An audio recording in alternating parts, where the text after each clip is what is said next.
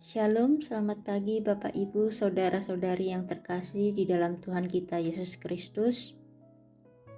Kembali kita berjumpa dalam Rehat Renungan Harian Toraya edisi Minggu 5 Juli 2026. Mari sejenak kita membaca dan merenungkan firman Tuhan sebelum memulai aktivitas kita pada hari ini. Mari kita mohon tuntunan Roh Kudus, kita berdoa.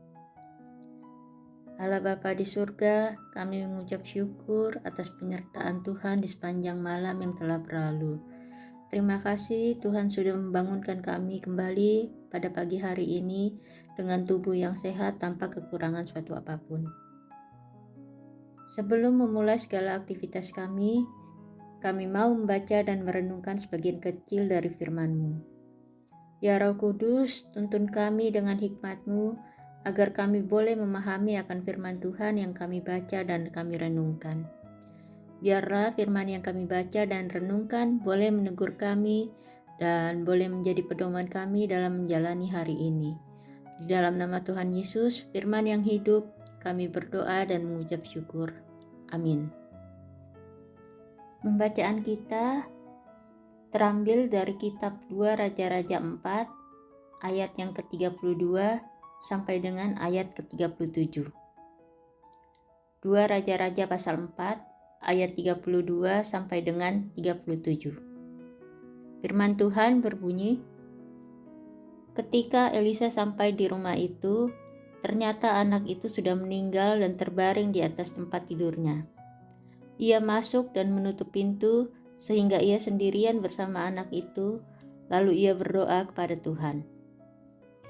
Kemudian ia berbaring di atas anak itu dan menempatkan mulutnya di atas mulut anak itu, matanya di atas mata anak itu, dan telapak tangannya di atas telapak tangan anak itu.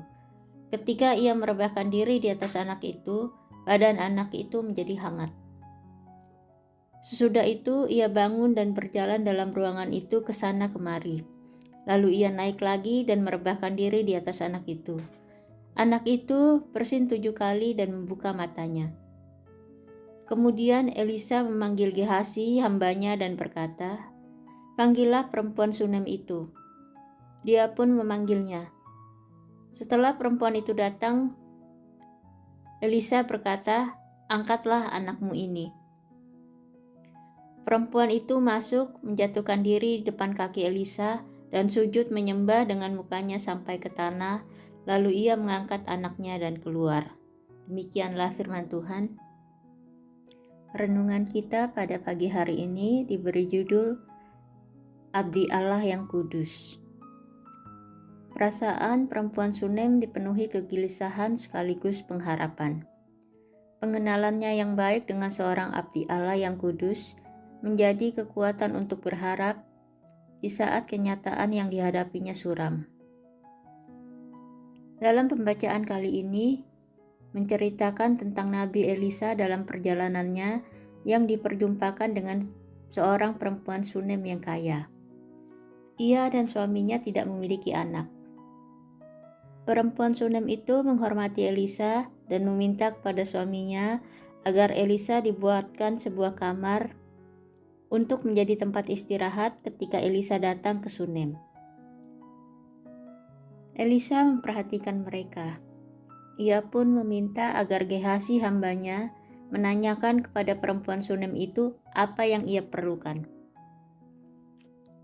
Perempuan itu memberitahu bahwa dia tidak memiliki anak.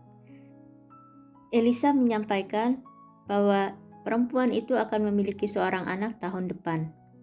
Setahun kemudian anak itu lahir dan ia tumbuh menjadi besar. Suatu hari anak itu sakit dan meninggal. Ibunya menemui Elisa untuk meminta pertolongan. Elisa kemudian berdoa kepada Allah dan doanya dijawab. Anak itu hidup kembali. Kisah perempuan Sunem ini mengajar kita untuk meyakini bahwa seorang hamba Allah adalah teman seperjalanan. Sesungguhnya Allah hadir melalui hambanya untuk berjalan bersama kita dalam suka maupun duka dalam kehidupan kita. Oleh karena itu, Milikilah kerendahan hati untuk senantiasa berjalan bersama hamba Allah yang diutus dalam kehidupan kita. Amin. Demikian renungan kita pada pagi hari ini. Mari kita berdoa. Kembali kami mengucap syukur, terima kasih atas firman Tuhan yang boleh kami baca dan renungkan pada pagi hari ini. Biarlah ya Tuhan, firman-Mu boleh menjadi pegangan kami, boleh menuntun kami dalam menjalani aktivitas kami sepanjang hari ini. Kami mau menyerahkan kehidupan dan aktivitas kami ke dalam tangan pengasihan-Mu. Tuhan berkati setiap rencana, pikiran, perkataan, dan perbuatan kami.